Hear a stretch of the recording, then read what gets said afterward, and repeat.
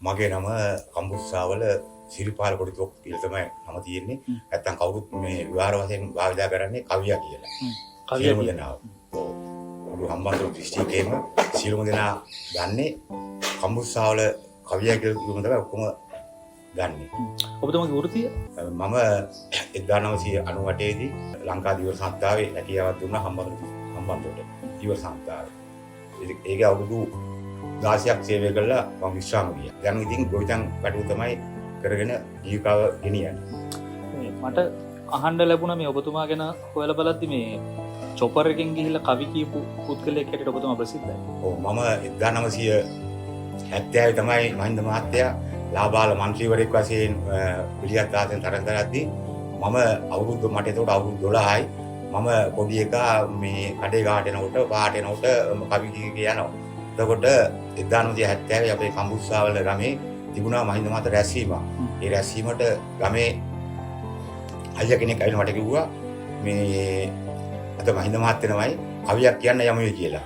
ඒ පාර පස්සේදී මේ මම එකගෙන ගියා. මම ගිහලා ඉතින් මම පොඩි එකා මේ කොට කලිසමක් ගහගෙන අත්කොට සීට් එකක් ඇඳගෙන ගිහිල්ලා මේ වේදිකාව ගාව එකගෙන ගියා. ඒක වේදිකාවට ගියා පස්සේ මහින්ද මහත්තයා කිව්වා මේ පොඩි කවියෙක් කියනවායි මම කවියක් කියන අවස්ථාවේ ඒ පාටක් ගාලා මහින්ද මහත්තයා වේදිකාවේ ඉඳලා බැහැලා මම වේදිකාවට උස්සලා තියුවා. ඒ පාට උස්සලා තියලා මේ කවිය කිව්වා. ඒ පළවෙනි කවිය මතකද? පළවෙනි කවිය මතකයි. මැද මුලෙන් පුතෙක් රජ සභයට යන්නේ උරහන් මල් සුවඳ රුහුණෙහි පුබුදන්නේ ආවා මගේ ගමට අද පොඩි පුතුමෙන් ආසාවක් සිතුණා මට ඔහු පිළිගන්නේ හැම බලවේග බිඳගෙන පෙරටම යනවා කේසර සිංහයෙක් වගේ පොඩි පුතු එනවා සරසවි වරම් මගේ හද තුරු ලෙට දෙනවා නොදනිම කවි පැතුම් මගේ මුඛයට එනවා රජපස මැතිතුමනි රුහුණෙහි ඔබ ඉන්න කුරහන් මලින් අපේ රුහුණම සනසන්නේ පොඩි පුතු නමින් පළමුව පියවර මැන්න සතුටුයි ඔබ සමග අද සිට මට යන්නේ කෝකද පළවෙනි කවිය මහින්ද මහත්තයාගේ පළවෙනි වේදිකාව. ඊට පස්සේ කවි කියලා මම ඉතින් එහෙමම හදා කවි කිව්වා. කවි කිලිවරලා මේ දැන් රැස්වීම අවසන් කළා. ඒ පාර මගෙන් අහුවා මේ ගෙවල් කොහෙද? පුතාගේ ගෙවල් කොහෙද කියලා. ඒ පාර මං කිව්වා තා පොඩ්ඩක් උගෑන් ගෙදර තියෙන්නේ. ඒ පාර කොටේ මහින්ද මහත්තයායි ඒ පාර ජිප් එකකින් ඇවිල්ලා අපේ ගෙදරට ආවා. මහ ගෙදරට.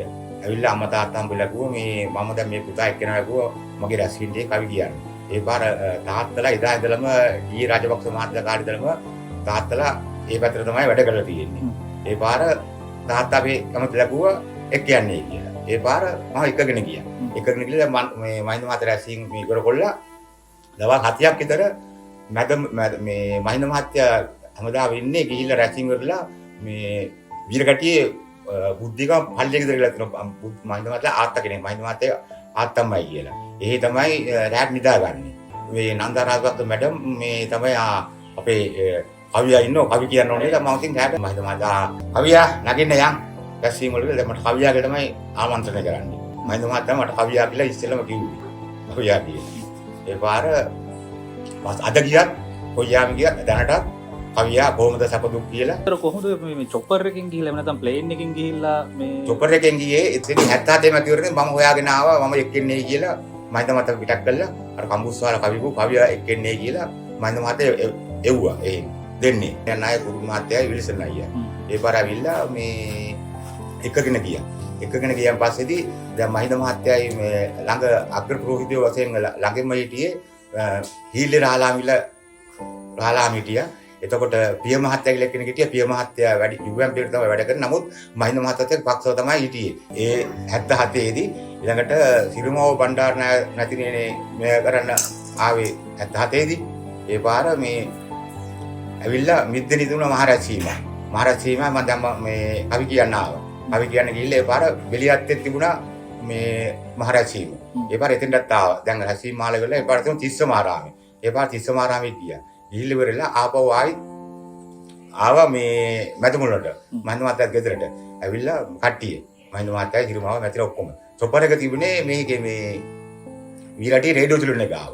ඒ පාර මහින්ද මහත්තයා කිව්වා මේ හිරුමාව මේ මට මේ ඔය කවි පුතා මේ කවිය දෙන්නේ මහින්ද හිරුමාවට කතා කවි පුතේ කියලා. ඒ පාර අර කවි කියන පුතා හරි හොඳයි මට ඒක කියන්න දෙන්නේ කියලා. ඒ පාර මහින්ද මහත්තයා කැමති වුණා. කැමති වෙලා මම එකගෙන ගියා.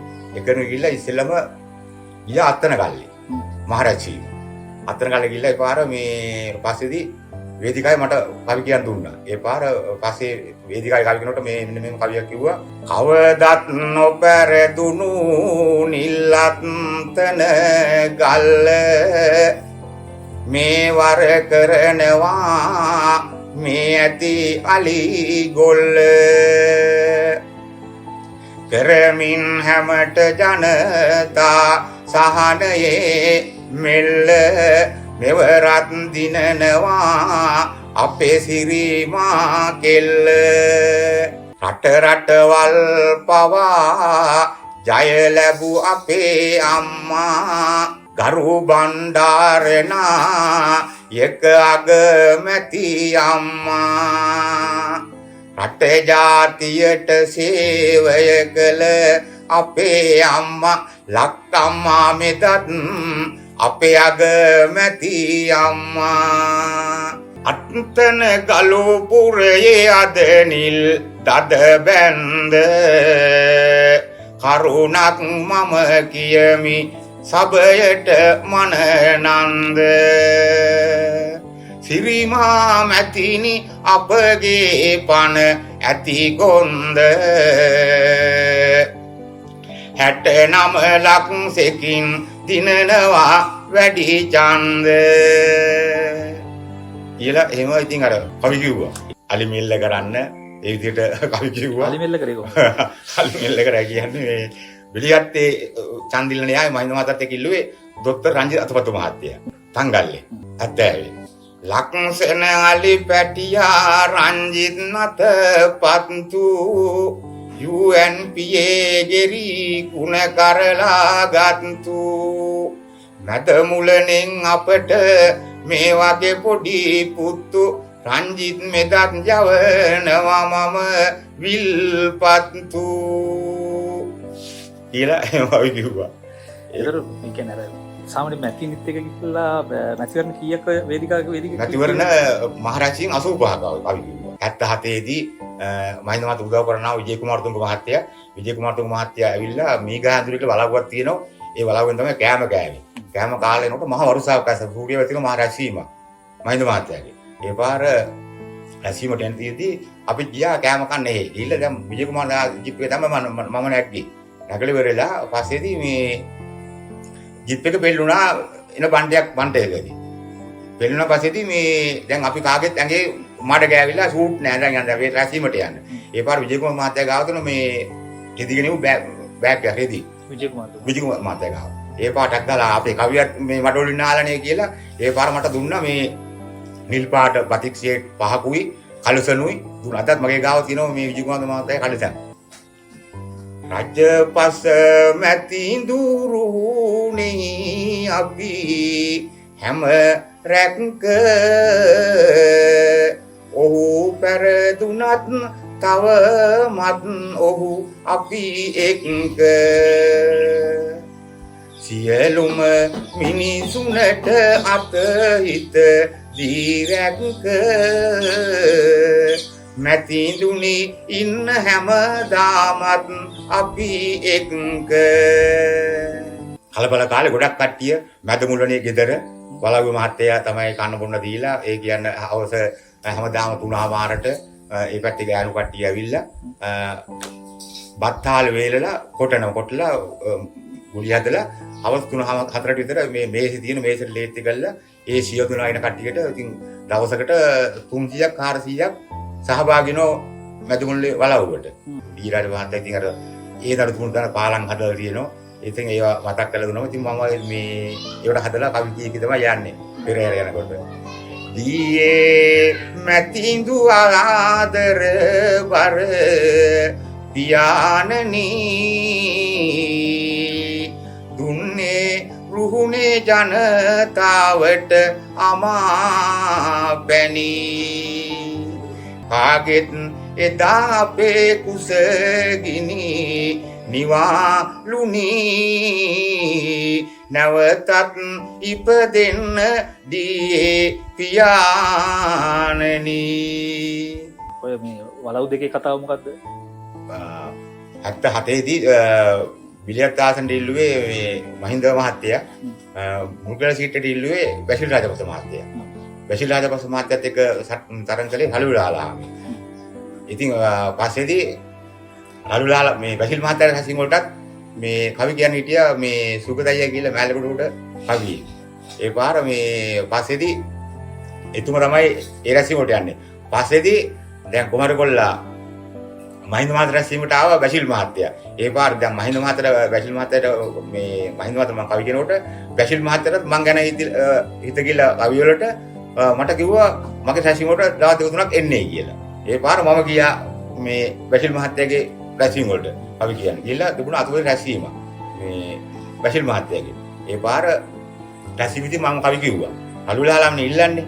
ඒක මෙන්න මේ ඉස්සෙල්ලම කවිය මේ මුල් කිවි ගල සටන අම්මපමරේ මරු බැසිල් පුතුට අපි කවදත් කරමි ගරු රළුවේ ඇවිත් හැම තැන මෙය කෙලින බොරු දහවල හොඳයි රෑ අම්ම පහරක් හොරු පොඩි පුතුගේ බැසිල් වැඩ හරියට හරිය පොදු ජනතාව කවදත් පුතුහට ගරුය රළුවේ ඇවිත් හැම තැන පෙරමින් පෙරිය රළුවෙන් තියා හෙළුවෙන් ආවත් බැරිය.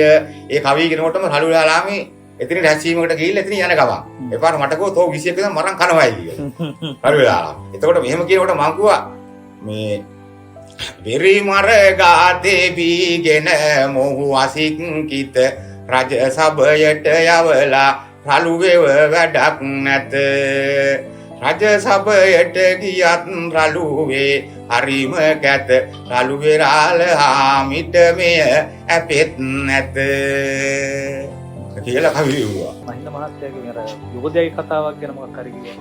77 මැතිනොල් ව්‍යාපාරයේදී දොස්තර රංජිතපත මහත්තයා එක්කගෙන ඇවිතුණා මේ රජරට යෝධයේ කේරත් බණ්ඩයි කියලා.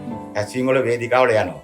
ගිහිල්ලා මේ පස්සේදී ඒ යෝධයා ඉන්දියාප්පන් 80ක් රොටි 80ක් කනවලු මේ කියලා මේ යෝධයා කියන්නේ.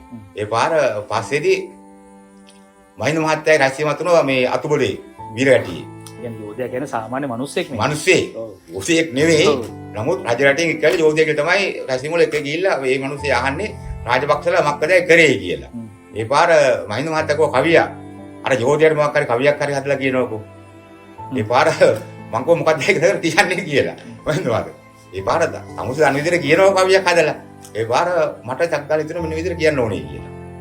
රජ රට යෝධයෙක් ඇවිදින් මෝඩ කුණු අහනව රජපසලා කෙරුවේ කිමද යනු මේ තක තිරුගොනා හට සිහි විකල වුණු රජපස නාමයෙන් කන් අඩි පුපුරවනු මුල් කිරි ගල හැපෙන්දී අලි සමග කොටි රජරට ගෝනි බිල්ලෙක් දඟ දමන හැටි දවසට 80 ගණනක් ගිල දමන රොටි මේ කුසියට මොකද වැඩ කළ නොකළ හැටි කියලා ඔහොම කවි ගොයි පාර මහින්ද මහතාන කොහොම කවියා කොහොමද ඔය කවි කියන්නේ මං කොහොසර මමවත් දන්නේ නැති කියලා ඔය කුඩා වැල්ලේ ගියාටි මහින්ද මහත්තයාට සල්ලි වලින් මල් මාලාවක් ගලන්දුවා. දීකුල් මත තාත්තගේ තාත්තා තමයි ඉස්සෙල්ලා මල් මාලාවක් සල්ලි වලින් රුපියල් 100 10 වලින් මල් මාලාවක් පැලඳුවා මහවෙල හන්දියේදී මේ කවි කිව්වේ. ඒ පාර එතන කවියක් කිව්වා මොන බලවේග ආවත් අපේ ඉදිරියට පොඩි පුතු මහින්දත් ඉන්නවා පෙරමුණට අලි බල කොටු ඉතින් අපි සුණු විසුණු කොට මරුණත් සැපයි නිල් ඔඩියක හෙවන යට. ඉතින් කවි එක නෙවෙයි කියනවා ඉතින් 10ක් පාලා. තව මෙහෙම කිව්ද පටන් ගන්නකොට දැන් මේ දැන් 77 කියනකොට මේ කිව්වේ 70 වෙදී රජපස මැති කරපු කතා කොතැනට ගියත් බිය සැක නැහැ ඇතිව ඉතා.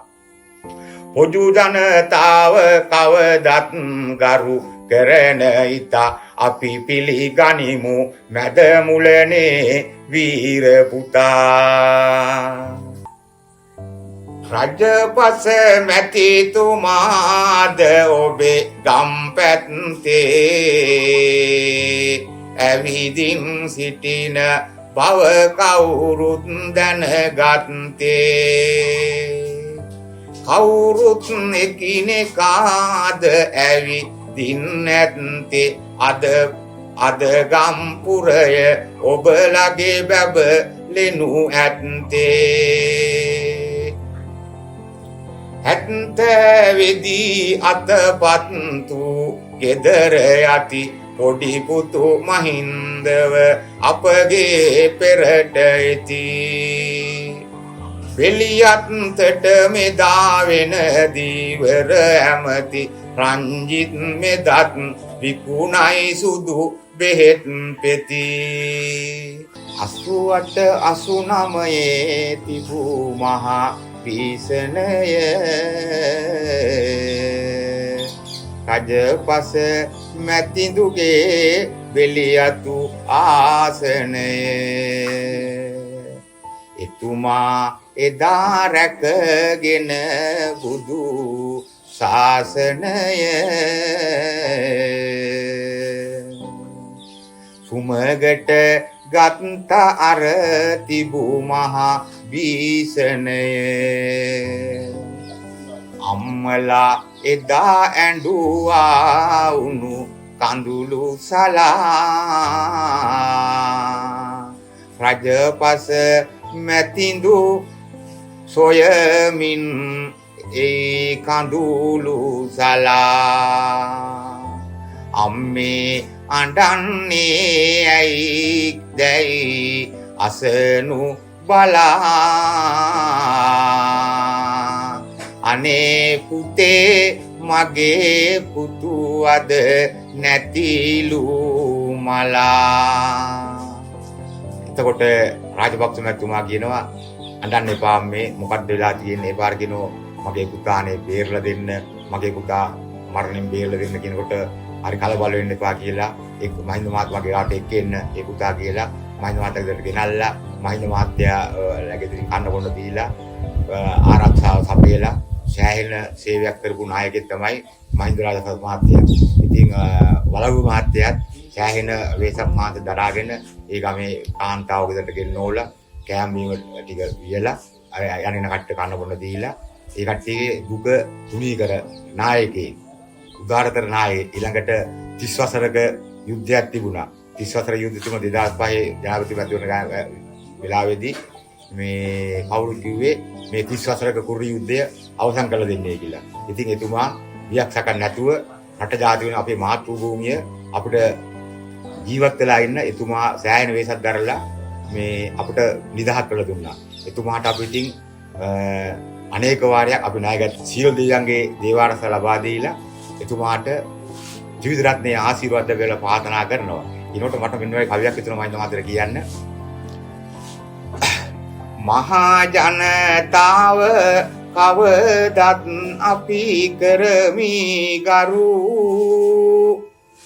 රජපස මැතිතුමනි ඔබටයි කරන ගරු.